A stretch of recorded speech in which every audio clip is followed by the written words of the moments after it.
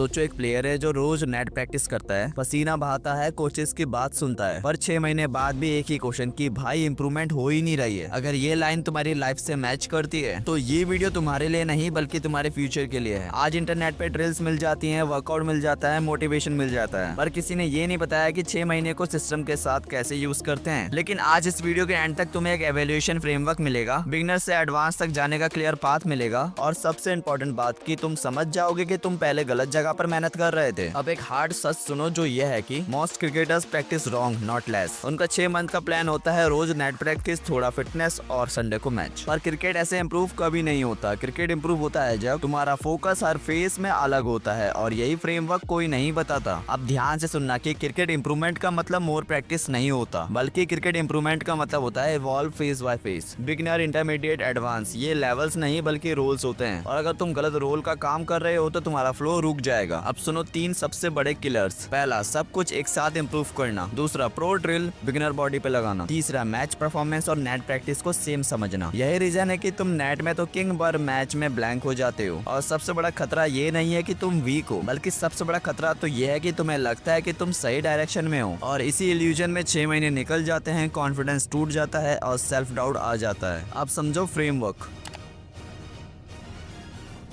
यहाँ एक शॉकिंग सच सुनो, और वो ये है कि अगर तुम्हारा बेस स्लो है तो तुम्हारी ग्रोथ कभी भी फास्ट नहीं होगी। और इसीलिए इस फेज का गोल स्किल सीखना नहीं बल्कि गलतियों को हटाने का है। इस फेज में आपको सिंपल टेक्निक पे फोकस करना चाहिए, बॉडी की मोबिलिटी ड्रिल्स करनी चाहिए और बेसिक स्टैमिना बिल्ड करना चाहिए। इस फेज में इंप्रूवमेंट दिखेगी नहीं, पर ये फ्यूचर की स्पीड डिसाइड करेगी। पर मोस्ट प्लेयर्स यहीं पर क्विट कर देते हैं। यहीं से रियल इवोल्यूशन स्टार्ट होता है। अब तुम खुद से पूछते हो कि मैं किस टाइप का प्लेयर हूँ, मेरा रोल क्या है, और यही गलती होती है, क्योंकि सब लोग रोहित बनना चाहते हैं जबकि टीम को नीड है राहुल की। तो इस फेज में आपका फोकस होना चाहिए रोल बेस्ड प्रैक्टिस पर, मैच सिमुलेशन पर, और अगर आप बॉलर हो तो वेरिएशन विद पर्पस पर, क्योंकि स्किल तब पावरफुल होती है जब उसका यूज आपको पता हो।